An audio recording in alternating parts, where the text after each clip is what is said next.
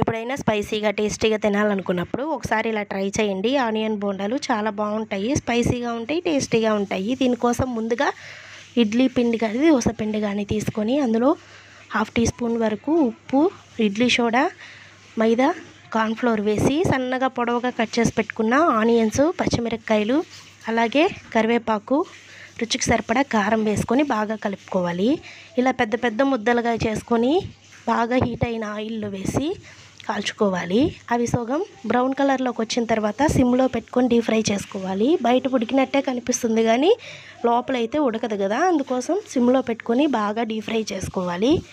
అలా చేసుకున్న తర్వాత ఎర్రకారంతో కానీ, పప్పుల పొడితో కానీ, కొబ్బరి పొడితో కానీ వీటిని సర్వ్ చేసుకుంటే చాలా బాగుంటాయి అండ్ టేస్టీగా కూడా ఉంటాయి. ఎవరైనా గెస్ట్లు వచ్చినప్పుడు క్విట్గా ఉండాలంటే ఒకసారి ఇలా ట్రై చేయండి. మీకు ఈ వీడియో నచ్చితే లైక్ చేసి సబ్స్క్రైబ్ చేసుకోండి. Thank you for watching.